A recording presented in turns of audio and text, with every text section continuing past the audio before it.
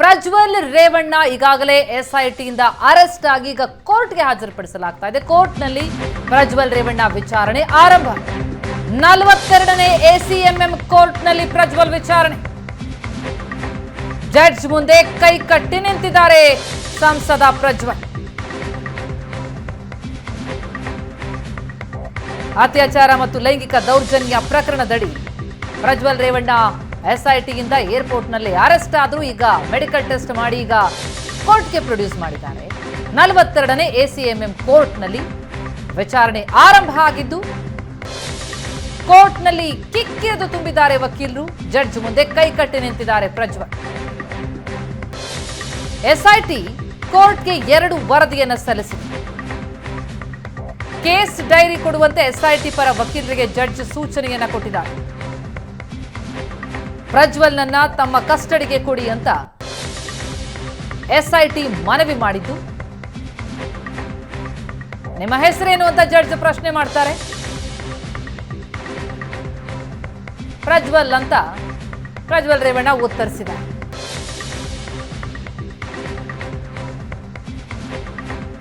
Judge ಮುಂದೆ ಕೈ ಕಟ್ಟಿ ನಿಂತು ಜಡ್ಜ್ ಪ್ರಶ್ನೆಗಳಿಗೆ ಉತ್ತರಿಸ್ತಾ ಇದ್ದಾರೆ ಪ್ರಜ್ವಲ್ ರೇವಣ್ಣ. ಕಿಕ್ಕಿರಿದು ತುಂಬಿದ್ದಾರೆ ವಕೀಲರು ಕೋರ್ಟ್ನಲ್ಲಿ.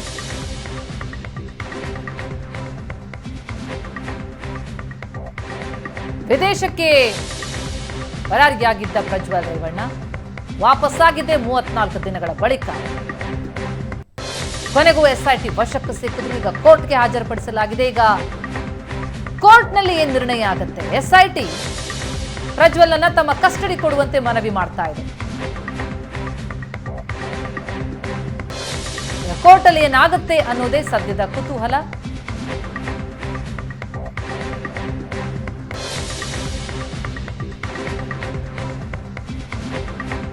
ಪ್ರಜ್ವಲ್ ನಿನ್ನೆ ರಾತ್ರಿ ಎಸ್ಐಟಿಯಿಂದ ಅರೆಸ್ಟ್ ಆದ. ಪ್ರಜ್ವಲ್ ರನ್ನ ವಿಚಾರಿಸಿಕೊಳ್ತಾ ಇದ್ದಾರೆ ಜಡ್ಜ್. ನಿಮ್ಮ ಹೆಸರೇನು? ನಿಮ್ಮನ್ನು ಎಲ್ಲ ಅರೆಸ್ಟ್ ಮಾಡಲಾಯಿತು? ಏನು ಸಮಸ್ಯೆಗಳಿದೆಯಾ ಅನ್ನೋದ್ರ ಬಗ್ಗೆ ಎಲ್ಲ ವಿಚಾರಿಸ್ತಾ ಇದ್ದಾರೆ. ಈಗಾಗಲೇ ಕೋರ್ಟ್ಗೆ ಎಸ್ಐಟಿ 2 ವರದಿ ಸಲ್ಲಿಸಿದೆ. ಕೇಸ್ ಡೈರಿ ಕೊಡಿ ಅಂತ ಎಸ್ಐಟಿ ಪರ ವಕೀಲರಿಗೆ ಜಡ್ಜ್ ಸೂಚನೆ ಕೊಟ್ಟಿದ್ದಾರೆ. ವಿಚಾರಣೆ ಆರಂಭ ಆಗಿದೆ. 42ನೇ ಎಸಿಎಂಎಂ ಕೋರ್ಟ್ನಲ್ಲಿ ಪ್ರಜ್ವಲ್ ವಿಚಾರಣೆ ನಡೀತಾ ಇದ್ದು 3 ಪ್ರಕರಣಗಳು ಪ್ರಜ್ವಲ್ ವಿರುದ್ಧ ದಾಖಲಾಗಿವೆ. ಈಗ ಜಡ್ಜ್ ಏನ್ ನಿರ್ಣಯವನ್ನ ಕೈಗೊಳ್ತಾರೆ? ಎಸ್ಐಟಿಯ ಮನವಿಯಂತೆ ಕಸ್ಟಡಿಗೆ ಕೊಡ್ತಾರಾ? ಕುತೂಹಲ ಇದೆ. ನಿಮ್ಮ ಹೆಸರೇನು? ನಿಮ್ಮನ್ನು ಎಲ್ಲಿ ಅರೆಸ್ಟ್ ಮಾಡಿದ್ರು? ನಿಮ್ಮ ಸಂಬಂಧಿಕರಿಗೆ ಹೇಳಿದಾರಾ? ಹೀಗೆ ಪ್ರಶ್ನಿಸಿದ್ದಾರೆ ಜಡ್ಜ್. ಕೆಂಪೇಗೌಡ ಏರ್ಪೋರ್ಟ್ನಲ್ಲಿ ನಿನ್ನೆ ರಾತ್ರಿ 1 ಗಂಟೆಗೆ ಅರೆಸ್ಟ್ ಮಾಡಿದ್ರು. ಅರೆಸ್ಟ್ ವಿಚಾರವನ್ನು ನಮ್ಮ ತಂದೆಗೆ ಹೇಳಿದ್ದಾರೆ ಅಂತ ಪ್ರಜ್ವಲ್ ಉತ್ತರಿಸಿದ್ದಾರೆ. ಏನಾದರೂ ತೊಂದರೆ ಕೊಟ್ರ ಅಂತ ಪ್ರಶ್ನಿಸಿದ್ದಾರೆ ಜಡ್ಜ್. ಇಲ್ಲ ಅಂತ. ಆದ್ರೆ ಕೊಠಡಿ ಕ್ಲೀನ್ ಇಲ್ಲ, ಶೌಚಾಲಯ ವಾಸನೆ ಇದೆ ಅಂತ ಕಂಪ್ಲೇಂಟ್ ಹೇಳಿದ್ದಾರೆ ಪ್ರಜ್ವಲ್ನ ಎಸ್ಐಟಿ ವಶಕ್ಕೆ ನೀಡಿ ಅಂತ ಎಸ್ಪಿಪಿ ಅಶೋಕ್ ನಾಯಕ್ ವಾದ ಆರಂಭಿಸಿದ್ದಾರೆ. ಪ್ರಜ್ವಲ್ ಮೇಲೆ ಅತ್ಯಾಚಾರ ಆರೋಪ ಇದೆ. ಜೊತೆಗೆ ಹೊಳೆನರಸೀಪುರ ಕೇಸನ್ನ ಕೂಡ ಉಲ್ಲೇಖಿಸಿದ್ದಾರೆ ಎಸ್ಪಿಪಿ. ಏನ್ ನಡೀತಾ ಇದೆ ಕೋರ್ಟ್ನಲ್ಲಿ ಅನ್ನೋದರ ಡೀಟೇಲ್ಸ್ ನಿಮ್ಮೆದುರಿಗಿಡ್ತಾ ಇದ್ದೀವಿ.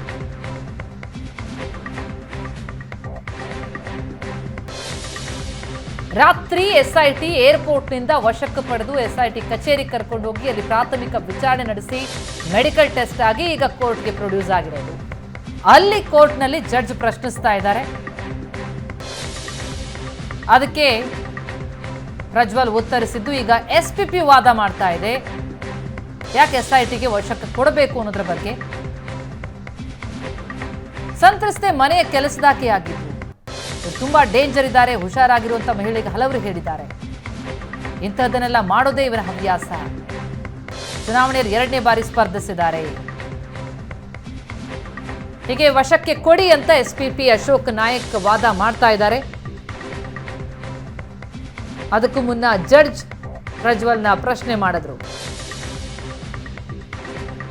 ನಿಮ್ಮ ಅರೆಸ್ಟ್ ಎಲ್ಲಾಯಿತು, ಅದ್ರ ಬಗ್ಗೆ ನಿಮ್ಮ ಸಂಬಂಧಿಕರಿಗೆ ಹೇಳಿದಾರಾ ಅಂತ ಪ್ರಶ್ನೆ ಮಾಡಿದ್ದಾರೆ. ನಮ್ಮ ತಂದೆಗೆ ಹೇಳಿದ್ದಾರೆ, ಕೆಂಪೇಗೌಡ ಏರ್ಪೋರ್ಟ್ನ ನಿನ್ನೆ ರಾತ್ರಿ 1 ಗಂಟೆಗೆ ಅರೆಸ್ಟ್ ಮಾಡಿದ್ರು ಅಂತ ಜಡ್ಜ್ ಪ್ರಶ್ನೆಗೆ ಪ್ರಜ್ವಲ್ ಉತ್ತರಿಸಿದ್ದಾರೆ. ಜಡ್ಜ್ ಪ್ರಶ್ನೆ ಮಾಡ್ತಾರೆ, ಏನಾದರೂ ತೊಂದರೆ ಕೊಟ್ರಾ ಅಂತ. ಇಲ್ಲ, ಆದರೆ ಕೊಠಡಿ ಕ್ಲೀನ್ ಇಲ್ಲ, ಶೌಚಾಲಯ ವಾಸನೆ ಇದೆ ಅಂತ ಜಡ್ಜ್ ಪ್ರಶ್ನೆಗೆ ಉತ್ತರ ಕೊಟ್ಟಿದ್ದಾರೆ ಪ್ರಜ್ವಲ್. ಸಾಮಾನ್ಯ ಪ್ರಕ್ರಿಯೆಗಳು ನಡೆಯುತ್ತೆ. ಒಬ್ಬ ಆರೋಪಿಯನ್ನ ವಶಕ್ಕೆ ಪಡೆದು ಕೋರ್ಟ್ಗೆ ಪ್ರೊಡ್ಯೂಸ್ ಮಾಡಿದಾಗ ಮುಂದೆ ಅವ್ರನ್ನ ಪೊಲೀಸರ ವಶಕ್ಕೆ ಕೊಡಬೇಕೋ ಅಥವಾ ನ್ಯಾಯಾಂಗದ ಬಂಧನಕ್ಕೆ ಕೊಡಬೇಕು ಅನ್ನೋದ್ರ ಬಗ್ಗೆ ಜಡ್ಜ್ ನಿರ್ಣಯವನ್ನು ಕೈಗೊಳ್ತಾರೆ. ಅದಕ್ಕೂ ಮುನ್ನ ನಡೆಯುವಂತಹ ಪ್ರಕ್ರಿಯೆಗಳು ಈಗ ಕೋರ್ಟ್ ಹಾಲ್ನಲ್ಲಿ ನಡೀತಾ ಇದೆ. ಎಸ್ಪಿಪಿ ಅಶೋಕ್ ನಾಯಕ್ ಎಸ್ಐಟಿ ಪರ ವಾದ ಮಾಡ್ತಾ ಇದ್ದಾರೆ. ಎಸ್ಐಟಿ ವಶಕ್ಕೆ ಪ್ರಜ್ವಲ್ನ ನೀಡಬೇಕು ಅನ್ನುವಂಥದ್ದು ಅವರ ಮನವಿ. ಈ ಸಂದರ್ಭದಲ್ಲಿ ಹೊಳೆನರಸೀಪುರ ಕೇಸನ್ನ ಕೂಡ ಉಲ್ಲೇಖಿಸಿದ್ದಾರೆ. 3 ಪ್ರಕರಣಗಳು ಪ್ರಜ್ವಲ್ ವಿರುದ್ಧ ದಾಖಲಾಗಿರೋದು. ಅದರಲ್ಲಿ ಯಾವ್ದಾದ್ರು ಒಂದು ಪ್ರಕರಣದಲ್ಲಿ 10 ದಿನಗಳ ಕಾಲ ಎಸ್ಐಟಿ ವಶಕ್ಕೆ ಕೇಳುವಂತಹ ಸಾಧ್ಯತೆಗಳು ಕಂಡು ಬರ್ತಾ ಇದೆ. ಆದರೆ ಅದಕ್ಕೆ ಜಡ್ಜ್ ಏನು ನಿರ್ಣಯವನ್ನು ಕೈಗೊಳ್ತಾರೆ ಅನ್ನೋದೇ ಸದ್ಯದ ಕುತೂಹಲ.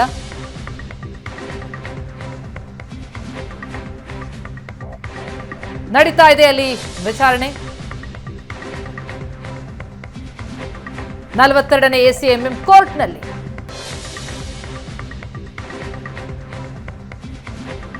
ಒಬ್ಬ ಜನಪ್ರತಿನಿಧಿ ಸಂಸದ ವಿರುದ್ಧ ಕೇಳಿ ಬಂದಿರೋದು ಭಾರಿ ಗಂಭೀರ ಆರೋಪ.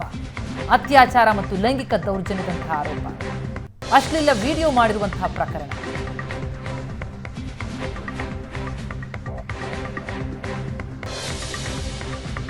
ಎಸ್ಪಿಪಿ ಈಗ ವಾದ ಮಾಡ್ತಾ ಇದ್ದಾರೆ.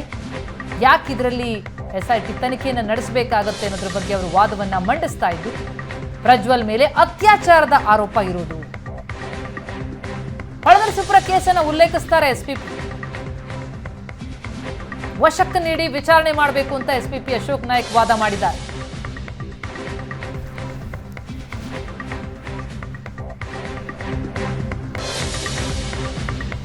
ಪ್ರಜ್ವಲ್ ರೇವಣ್ಣ ವಿಚಾರಣೆ ಆರಂಭ ಆಗಿದೆ.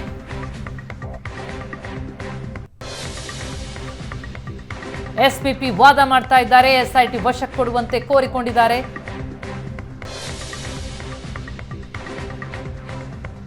ಯಾಕಾಗಿ ಎಸ್ಐಟಿ ವಶಕ್ಕೆ ಕೊಡಬೇಕು ಅನ್ನೋದ್ರ ಬಗ್ಗೆ ಎಸ್ಪಿಪಿ ಹೊಳೆನರಸೀಪುರ ಕೇಸನ್ನ ಉಲ್ಲೇಖಿಸಿ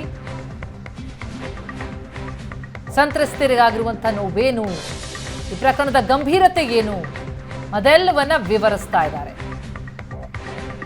ಅತ್ಯಾಚಾರದ ಆರೋಪ ಇರುವಂಥದ್ದು ಗಂಭೀರ ಪ್ರಕರಣ, ಅವರನ್ನ ಎಸ್ಐಟಿ ವಶಕ್ಕೆ ನೀಡಿ ಎನ್ನುವಂಥ ವಾದವನ್ನ ಎಸ್ಐಟಿ ಪರ ಎಸ್ಪಿಪಿ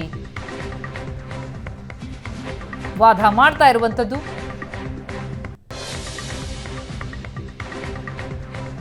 ಈಗ 42ನೇ ACMM ಕೋರ್ಟ್ನಲ್ಲಿ ಜಡ್ಜ್ ಏನ್ ನಿರ್ಣಯವನ್ನ ಕೈಗೊಳ್ತಾರೆ ಅನ್ನೋದೇ ಕುತೂಹಲ. 34 ದಿನ ಆಗಿತ್ತು ಪ್ರಜ್ವಲ್ ನಾಪತ್ತೆಯಾಗಿ. ಭಾರಿ ಹುಡುಕಾಟ ನಡೆಸಿತ್ತು ಎಸ್ಐಟಿ. ವಿದೇಶಕ್ಕೆ ಹಾರಿದ್ರಿಂದ ಅವನ ವಶಕ್ಕೆ ಪಡೆಯೋದು ಚಾಲೆಂಜ್ ಆಗಿತ್ತು. ಕೊನೆಗೆ ಎಲ್ಲ ಒತ್ತಡಗಳ ಬಳಿಕ ಖುದ್ದು ತಾನೇ ವಿಡಿಯೋ ಮಾಡಿ ಪ್ರಜ್ವಲ್ ವಾಪಸ್ ಬರೋದಾಗಿ ಹೇಳಿ ವಾಪಸ್ ಬಂದ್ರು. ಬರ್ತಾ ಇದ್ದಂತೆ ವಶಕ್ಕೆ ತೆಗೆದುಕೊಳ್ಳಲಾಯಿತು. ಈಗ ಮುಂದಿನ ಪ್ರಕ್ರಿಯೆಗಳು ನಡೀತಾ ಇದೆ. ಎಸ್ಐಟಿ ತನ್ನ ವಶಕ್ಕೆ ವಿಚಾರಣೆ ಪಡೆಯೋದಕ್ಕಾಗಿ ಕೋರ್ಟ್ನಲ್ಲಿ ವಾದವನ್ನು ಮಾಡ್ತಾ ಇದೆ. ಎಸ್ಪಿಪಿ ಅಶೋಕ್ ನಾಯಕ್ ಎಸ್ಐಟಿ ಪರ ವಾದ ಮಂಡಿಸ್ತಾ ಇದ್ದಾರೆ.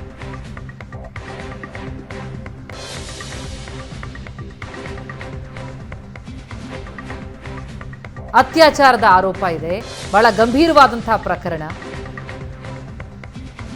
ಸಂತ್ರಸ್ತರ ಹೇಳಿಕೆಗಳು ಹೇಗಿದೆ, ಜೊತೆಗೆ ಯಾಕಾಗಿ ಇದರಲ್ಲಿ ಪ್ರಜ್ವಲ್ನ ವಿಚಾರಣೆಗೆ ಒಳಪಡಿಸಬೇಕಾಗತ್ತೆ, ಇದೆಲ್ಲವನ್ನ ವಿವರಿಸ್ತಾ ಇದ್ದಾರೆ ಎಸ್ಪಿಪಿ.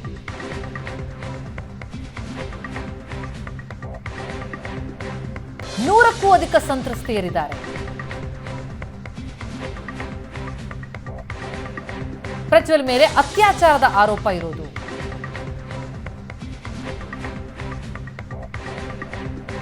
ಬಹಳ ಗಂಭೀರವಾದಂತಹ ಪ್ರಕರಣ ಇದು. ಜೊತೆಗೆ ಇದರಲ್ಲಿ ಪ್ರಮುಖವಾದಂತಹ ಸಾಕ್ಷಿಯನ್ನ ವಶಕ್ಕೆ ತೆಗೆದುಕೊಳ್ಳಬೇಕಾಗಿದೆ. ಅದು ವಿಡಿಯೋ ರೆಕಾರ್ಡ್ ಮಾಡಿರುವಂತಹ ಮೂಲ ಮೊಬೈಲ್.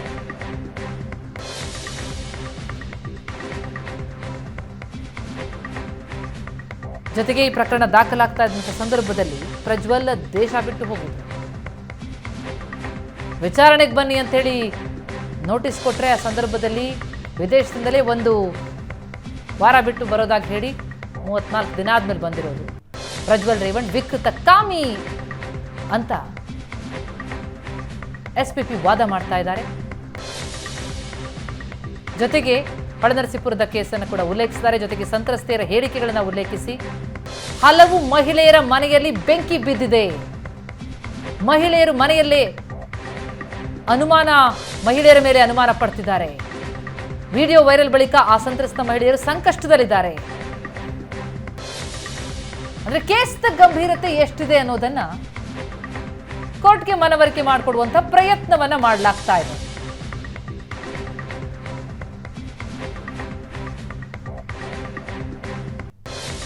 ಮಹಿಳೆಯರ ಮನೆಯಲ್ಲೇ ಅವರ ಮೇಲೆ ಅನುಮಾನ ಪಡ್ತಾ ಇದ್ದಾರೆ. ಈ ವಿಡಿಯೋ ವೈರಲ್ ಆದ್ಮೇಲೆ ಆ ಸಂತ್ರಸ್ತ ಮಹಿಳೆಯರು ಸಂಕಷ್ಟದಲ್ಲಿದ್ದಾರೆ. ಒಬ್ಬೊಬ್ಬರಲ್ಲ, ಹಲವು ಮಹಿಳೆಯರ ಮನೆಯಲ್ಲಿ ಬೆಂಕಿ ಬಿದ್ದಿದೆ. ಪ್ರಜ್ವಲ್ ರೇವಣ್ಣ ಒಬ್ಬ ವಿಕೃತ ಕಾಮಿ ಅಂತ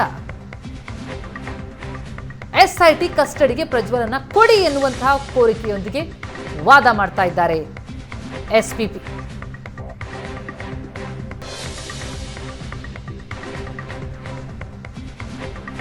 ವಶಕ್ಕೆ ಪಡೆದು ವಿಚಾರಣೆ ನಡೆಸುವುದಕ್ಕೆ ಅಂತ ಎಸ್ಐಟಿ ಕಾಯ್ತಾ ಇದೆ. ಈ ಪ್ರಕರಣದಲ್ಲಿ ಸಂತ್ರಸ್ತರ ಹೇಳಿಕೆ ದಾಖಲಾಗಿದೆ, ಸ್ಥಳ ಪರಿಶೀಲನೆಗಳಾಗಿದೆ, ಸ್ಥಳ ಮಹಜರುಗಳಾಗಿದೆ. ಆದರೆ ಆರೋಪಿಯನ್ನೇ ವಿಚಾರಣೆಗೊಳಪಡಿಸೋದಕ್ಕಾಗಿರಲಿಲ್ಲ, ಯಾಕಂದ್ರೆ ದೇಶದಲ್ಲಿರಲಿಲ್ಲ, ಅರೆಸ್ಟ್ ಆಗಿರಲಿಲ್ಲ. ಈಗ ಹಲವು ಸಾಕ್ಷಿಗಳನ್ನ ಕಲೆ ಹಾಕಬೇಕಾಗಿದೆ, ಪ್ರಜ್ವಲ್ನ ತನಿಖೆ ಮಾಡಬೇಕಾಗಿದೆ, ನಮ್ಮ ವಶಕ್ಕೆ ಕೊಡಿ, ವಿಡಿಯೋ ಮಾಡಿದ ಮೊಬೈಲ್ನ ಪತ್ತೆ ಮಾಡಬೇಕಾಗಿದೆ, ಹಲವು ಸಾಕ್ಷಿಗಳನ್ನ ಸಂಗ್ರಹಿಸಬೇಕಾಗತ್ತೆ. ಹೀಗಾಗಿ ಎಸ್ಐಟಿಯ ವಶಕ್ಕೆ ನೀಡಿ ಎನ್ನುವಂತಹ ವಾದವನ್ನ ಎಸ್ಪಿಪಿ ಅಶೋಕ್ ಮಾಡ್ತಿದ್ದಾರೆ.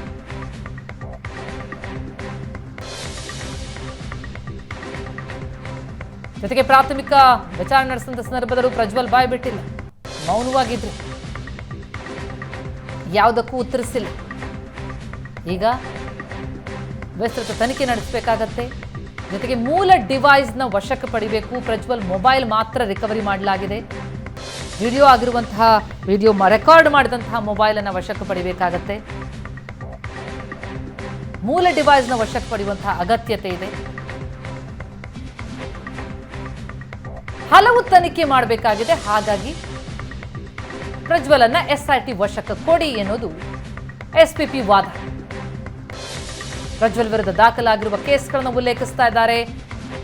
ದೂರು ಕೊಟ್ಟಂತಹ ಸಂತ್ರಸ್ತೆಯರ ಅಳಲನ್ನ ಹೇಳ್ತಾ ಇದ್ದಾರೆ. ಈ ಪ್ರಕರಣದ ಗಂಭೀರತೆಯನ್ನ ವಿವರಿಸ್ತಾ ಇದ್ದಾರೆ. ಯಾಕಾಗಿ ಪ್ರಜ್ವಲ್ ಎಸ್ಐಟಿ ವಶಕ್ಕೆ ಕೊಡಬೇಕು ಅನ್ನೋದನ್ನ ಮನವರಿಕೆ ಮಾಡುವಂತ ಪ್ರಯತ್ನಗಳಾಗ್ತಾ ಇದೆ. ಎಸ್ಪಿಪಿ ವಾದ ಮಂಡಿಸ್ತಾ ಇದ್ದು ಎಸ್ಐಟಿ ವಶಕ್ಕೆ ನೀಡಲಾಗುತ್ತಾ ಅನ್ನೋದೇ ಸದ್ಯದ ಕುತೂಹಲ. ಏನ್ ನಡೀತಾ ಇದೆ ಕೋರ್ಟ್ ಆವರಣದಲ್ಲಿ ಅನ್ನೋದನ್ನ ಕೋರ್ಟ್ ರೂಮ್ನ ಡೀಟೇಲ್ಸ್ ಕೊಡ್ತಾ ಇದ್ದೀವಿ.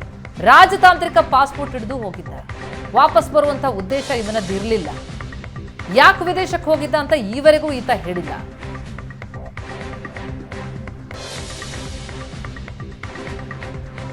ವಾಪಸ್ ಬರುವಂತಹ ಉದ್ದೇಶವೇ ಇವರದ್ದು ಇರಲಿಲ್ಲ. ಇದು ಎಸ್ಪಿಪಿ ಮಾಡ್ತಾ ಇರುವಂತಹ ವಾದ. ವಿಚಾರಣೆ ಕರೆದ್ರೆ ದೇಶದಲ್ಲಿರದೆ ವಿದೇಶಕ್ಕೆ ಪರಾರಿಯಾಗಿ ಬರ್ತೀನಿ ಅಂತೇಳಿ 34 ದಿನ ತಗೊಂಡು ಈಗ ಬಂದಿರೋದು, ಅದೆಲ್ಲವನ್ನ ವಿವರಿಸ್ತಾ ಇದ್ದಾರೆ ಎಸ್ಪಿಪಿ. ಯಾಕಾಗಿ ಪ್ರಜ್ವಲ್ ವಿಚಾರಣೆ ನಡೆಸಬೇಕಾಗಿದೆ ಅನ್ನೋದರ ವಾದವನ್ನ ಎಸ್ಪಿಪಿ ಮಾಡ್ತಿದ್ದು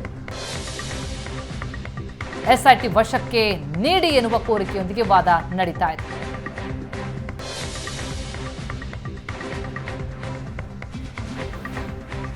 ತಪ್ಪಿಸ್ಕೊಂಡು ಹೋಗ್ಬೇಕು ಅಂತಲೇ ವಿದೇಶಕ್ಕೆ ಹೋಗಿದ್ದ, ಯಾಕಾಗಿ ವಿದೇಶಕ್ಕೆ ಹೋಗಿದ್ದ ಅನ್ನೋದ್ರ ಬಗ್ಗೆ ಉದ್ದೇಶವನ್ನ ಇನ್ನೂ ಕೂಡ ತಿಳಿಸಿಲ್ಲ. 1 ವಾರದಲ್ಲಿ ಬರ್ತೀನಿ ಎಂದವನು ಬರಲೇ ಇಲ್ಲ. ಎಸ್ಐಟಿ ಮೊದಲು ನೋಟಿಸ್ ಕೊಟ್ಟಾಗ ಟ್ವೀಟ್ ಮಾಡಿ 1 ವಾರದೊಳಗೆ ಬರೋದಾಗಿ ಪ್ರಜ್ವಲ್ ತಿಳಿಸಿದ್ರು, ಆದ್ರೆ ಬರಲೇ ಇಲ್ಲ. ಅದನ್ನೇ ಇಲ್ಲಿ ಪ್ರಸ್ತಾಪಿಸ್ತಾ ಇದ್ದಾರೆ ಎಸ್ಪಿ. ಸಮಯ ಕೋರಿದಾಗ ಪ್ರಜ್ವಲ್ ಪ್ರವಾಸದಲ್ಲಿದ್ದಾನೆ ಅಂತಿದ್ರು. ವಿದೇಶಕ್ಕೆ ಹೋಗಿದ್ದನ್ನ ಪ್ರಜ್ವಲ್ ವಕೀಲರು ಹೇಳಿರಲಿಲ್ಲ.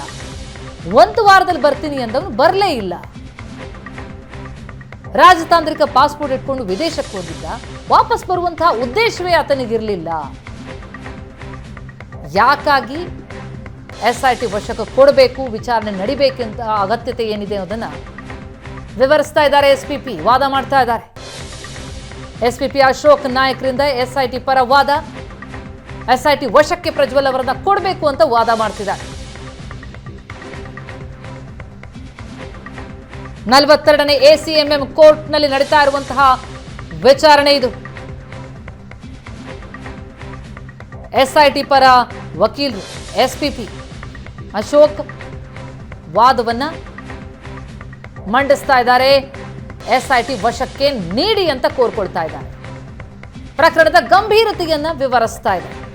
ಅತ್ಯಾಚಾರದ ಪ್ರಕರಣ ಇದು. ಸಂಸದ ಪ್ರಜ್ವಲ್ ರೇವಣ್ಣ ಒಬ್ಬ ವಿಕೃತ ಕಾಮಿ. ಜೊತೆಗೆ ವಿಚಾರಣೆಗೆ ಬನ್ನಿ ಅಂತಂದ್ರೆ ಒಂದು ವಾರ ಬಿಟ್ಟು ಬರ್ತೀನಿ ಅಂತ ಹೇಳಿ ಬರ್ಲೇ ಇಲ್ಲ. ರಾಜತಾಂತ್ರಿಕ ಪಾಸ್ಪೋರ್ಟ್ ಇಟ್ಕೊಂಡು ವಿದೇಶಕ್ಕೆ ಹೋದ, ವಾಪಸ್ ಬರುವಂತ ಉದ್ದೇಶವನ್ನೇ ಹೊಂದಿರಲಿಲ್ಲ. ಜೊತೆಗೆ ಪ್ರಜ್ವಲ್ ವಿದೇಶಕ್ಕೆ ಹೋಗಿದ್ದನ್ನ ಪ್ರಜ್ವಲ್ ಪರ ವಕೀಲರು ಕೂಡ ಆರಂಭದಲ್ಲಿ ತಿಳಿಸಿರಲಿಲ್ಲ.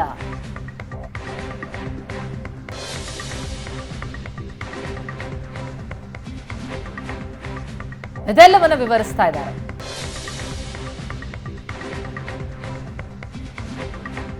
ಕಸ್ಟಡಿಗೆ ಕೊಡಿ, SIT ಕಸ್ಟಡಿಗೆ ನೀಡಿ ವಿಚಾರಣೆ ನಡೆಸ್ತೀವಿ. ಇದರಲ್ಲಿ ಹಲವು ಸಾಕ್ಷ್ಯಗಳನ್ನ ಕಲೆ ಹಾಕಬೇಕಾಗಿದೆ. ಜೊತೆಗೆ ಮತ್ತೊಂದು ಪ್ರಮುಖ ವಾದ ಮಾಡ್ತಾ ಇದ್ದಾರೆ. ವಿದೇಶದಲ್ಲಿ ಅರೆಸ್ಟ್ ಆಗ್ಬಿಡ್ತೀನಿ ಅಂತ ಈಗ ವಾಪಸ್ ಬಂದಿರೋದು. ಇಲ್ಲದೋದ್ರೆ ವಿದೇಶದಿಂದ ವಾಪಸ್ ಬರುವಂತ ಉದ್ದೇಶವೇ ಪ್ರಜ್ವಲ್ಗಿರ್ಲಿಲ್ಲ. ಅಂದ್ರೆ ಲುಕ್ಔಟ್ ನೋಟಿಸ್ ಏನ್ ಜಾರಿಯಾಗಿತ್ತು, ಜೊತೆಗೆ ರಾಜತಾಂತ್ರಿಕ ಪಾಸ್ಪೋರ್ಟ್ ಅನ್ನ ರದ್ದುಗೊಳಿಸುವಂತಹ ಪ್ರಕ್ರಿಯೆಗಳೇನು ನಡೀತಾ ಇತ್ತು, ಅದೆಲ್ಲವನ್ನ ಪ್ರಸ್ತಾಪಿಸಿ ಪ್ರಜ್ವಲ್ ತಾನು ವಿದೇಶದಲ್ಲೇ ಅರೆಸ್ಟ್ ಆಗಿ ಹೋಗ್ತೀನಿ ಅಂತ ಈಗ ಬಂದಿದ್ದಾರೆ ಅನ್ನೋದನ್ನ SPP ವಾದ ಮಾಡ್ತಿದ್ದಾರೆ. ಹೊಳೆನರಸೀಪುರ ಕೇಸ್ ಕೂಡ ಉಲ್ಲೇಖಿಸಿದ್ರು SPP. ಹಲವು ಮಹಿಳೆಯರ ಮನೆಯಲ್ಲಿ ಬೆಂಕಿ ಬಿದ್ದಿದೆ. ಮಹಿಳೆಯರ ಮನೆಯಲ್ಲಿ ಅವರನ್ನೇ ಅನುಮಾನ ಪಡ್ತಾ ಇದ್ದಾರೆ ಜನ. ವಿಡಿಯೋ ವೈರಲ್ ಆದ ನಂತರ ಹಲವು ಮಹಿಳೆಯರಿಗೆ ಸಂಕಷ್ಟ ಆಗಿದೆ. ಹೀಗಾಗಿ ಪ್ರಜ್ವಲ್ನನ್ನ ತನಿಖೆ ಮಾಡಲೇಬೇಕಿದೆ, SIT ವಶಕ್ಕೆ ಕೊಡಿ ಅನ್ನೋದು SPP ವಾದ. ಮಹಿಳೆಯರ ಗೌರವಕ್ಕೆ ಧಕ್ಕೆ ತಂದಿದ್ದಾನೆ.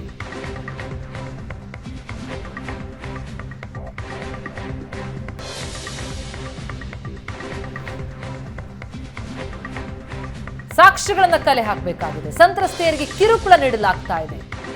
ಜೊತೆಗೆ ನಿನ್ನೆ ಹಾಸನದಲ್ಲಿ ನಡೆದಂತಹ ಪ್ರತಿಭಟನೆಯನ್ನು ಕೂಡ ಪ್ರಸ್ತಾಪಿಸಿದ್ದಾರೆ SPP.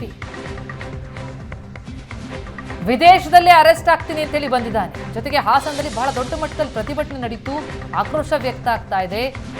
ಬಹಳಷ್ಟು ಜನ ಸಂತ್ರಸ್ತೆಯರಿಗೆ ಕಿರುಕುಳ ನೀಡಲಾಗ್ತಾ ಇದೆ.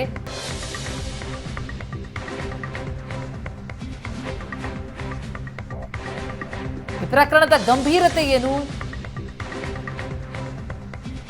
ಸಮಾಜದಲ್ಲಿ ಯಾವ ರೀತಿ ಆಕ್ರೋಶ ವ್ಯಕ್ತ ಆಗ್ತಾ ಇದೆ, ಇದೆಲ್ಲವನ್ನ ಕೂಡ ವಿವರಿಸ್ತಾ ಇದ್ದಾರೆ SPP.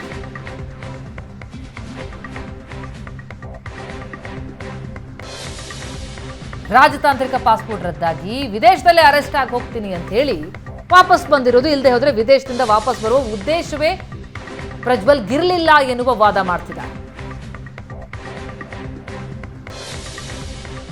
ಕಸ್ಟಡಿ ಕೊಡ್ಲಿಲ್ಲ ಅಂತಂದ್ರೆ ವಿಚಾರಣೆ ನಡೆಸೋದು ಕಷ್ಟ ಆಗತ್ತೆ ಎನ್ನುವಂತ ವಾದವನ್ನ SPP ಮಾಡ್ತಾ ಇದ್ದು, ಸಂಸದ ಪ್ರಜ್ವಲ್ ರೇವಣ್ಣ ಒಬ್ಬ ವಿಕೃತ ಕಾಮಿ ಅಂತ SPP ಅಶೋಕ್ ವಾದ ಮಾಡ್ತಿದ್ದಾರೆ.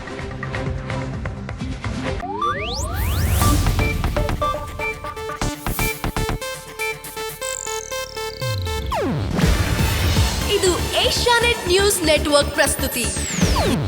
ನೀವು ನೋಡ್ತಿದ್ದೀರಾ ಏಷ್ಯಾನೆಟ್ ಸುವರ್ಣ ನ್ಯೂಸ್.